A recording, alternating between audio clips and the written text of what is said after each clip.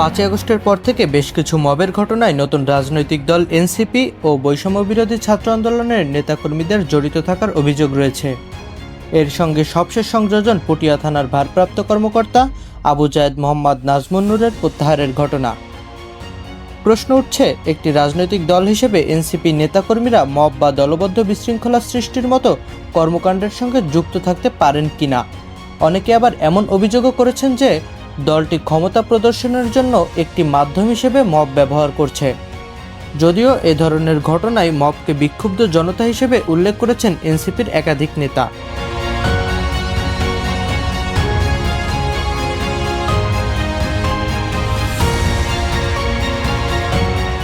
ক্ষমতাচ্যুত আওয়ামী লীগ সরকারের আমলে দীর্ঘ সময় জনগণকে যে দমনপীড়ন করা হয়েছে, একে তার বহিঃপ্রকাশ হিসেবেই দেখছেন তারা। আবার দলটির কেউ কেউ বলছেন, দল হিসেবে গণতান্ত্রিক উপায়ে নিজেদের দাবি আদায়ের অধিকার এনসিপির আছে। তবে অনেক সময় মবের ঘটনায় অন্য রাজনৈতিক দলের সংশ্লিষ্টতা থাকলেও এনসিপির সাথে তাদের মিলিয়ে প্রচারণা চালানো হচ্ছে। বিশ্লেষকরা বলছেন, মব ব্যবহার করে প্রতিপক্ষের উপরে নিজেদের আধিপত্য তৈরি করা সহজ। ফলে অনেকেই একে অন্য রাজনৈতিক দলের উপর এনসিপির চাপ প্রয়োগের একটি কৌশল হিসেবে দেখছেন। তবে এ ধরনের কর্মকাণ্ড কোনো রাজনৈতিক দলের পরিচয়ের সাথে যায় না এবং একে অপরাজনীতিও বলছেন বিশ্লেষকদের কেউ কেউ। গত মঙ্গলবার ছাত্রলীগের এক নেতাকে পুলিশে দিলেও কোনো মামলা না থাকায় তাকে গ্রেফতারে অপারগতা জানায় পটিয়া থানা। এ নিয়ে বাকবিতণ্ডার এক পর্যায়ে পুলিশের সঙ্গে আন্দোলনকারীদের সংঘর্ষের ঘটনা ঘটে। পরে এ নিয়ে এনসিপির যুগ্ম সদস্য সচিব আরিফ সোহেল তার ব্যক্তিগত ফেসবুক পেজে লেখেন, পটিয়া থানা মাটির সাথে মিশায়া দিতে হবে। এ ঘটনার জেরে বুধবার সকালে থানার ওসি অপসারণ ও দায়ীদের বিরুদ্ধে ব্যবস্থা নেওয়ার দাবিতে বিক্ষোভ শুরু করে এনসিপি ও বৈষম্যবিরোধী আন্দোলনের নেতাকর্মীরা।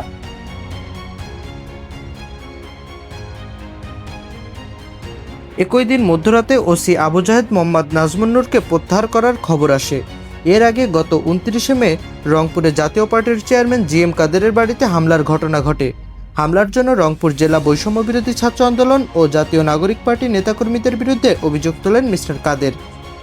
একই মাসের 19 তারিখ ঢাকার ধানমন্ডিতে হক্কানি পাবলিশার্সের প্রকাশক গোলাম মোস্তফার বাসার সামনে বিশৃঙ্খলা ও মব তৈরি করে স্লোগান দিতে থাকে বৈষম্যবিরোধী ছাত্র আন্দোলনের নেতাকর্মী পরিচয় কয়েকজন যুবক।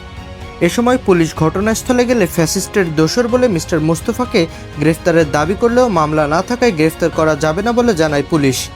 এ নিয়ে এক পর্যায়ে বাকবিতণ্ডায় জড়ালে 3 জনকে আটক করা হয়। পরে পুলিশের কাছে মুচলেকা দিয়ে তাদের ছাড়িয়ে আনেন এনসিপির জ্যেষ্ঠ যুগ্ম মুখ্য সমন্বয়ক আব্দুল হান্নান মাসুদ। কিছুদিন আগে একটি জাতীয় গণমাধ্যমে দেওয়া সাক্ষাৎকারে এনসিপির আহ্বায়ক নাহিদ ইসলাম মবকে বিক্ষুব্ধ জনতা হিসেবে উল্লেখ করেন। তিনি বলেন, সঠিক কর্মসূচি ও নেতৃত্ব না থাকার কারণে এদের নানাজন নানাভাবে ব্যবহৃত হচ্ছে, ডাইভার্ট করছে, নিজেদের ব্যক্তিগত এজেন্ডা বা গোষ্ঠী এজেন্ডায় তাদের ব্যবহার করা হচ্ছে। এটা আমাদেরও সীমাবদ্ধতা। মব নিয়ে নাহিদ ইসলামের বক্তব্যের 3 দিন আগে অনেকটা একই সুরে কথা বলেন অন্তর্বর্তী সরকারের প্রধান উপদেষ্টার প্রেস সচিব শফিকুল আলম। তিনি বলেন, আপনারা যেগুলোকে মব বলছেন আমি সেগুলোকে মব বলছি না, এটা প্রেশার। যারা 15 বছর ধরে নিপীড়িত হয়েছেন তারা ক্ষোভ প্রকাশ করছেন। তবে ঢাকা বিশ্ববিদ্যালয়ের অধ্যাপক ও রাজনৈতিক বিশ্লেষক সাব্বির আহমেদ মনে করেন, মবের পেছনে সরকারের প্রচ্ছন্ন সমর্থন রয়েছে। মবকে ব্যবহার করা হয় সুবিধা মতো। মব ব্যবহার করে প্রতিপক্ষের উপর নিজের আধিপত্য তৈরি করা সহজ হয়। ভয় পাবে সবাই। তারা চাচ্ছে এই ভয়টা ধরে রাখতে এবং আমার মনে হয় এর পেছনে সরকারের ইন্ধন থাকতে পারে বলে অধ্যাপক সাব্বির আহমেদ মন্তব্য করেছেন। আকবর আলী রাতুল, আমার টিভি, ঢাকা।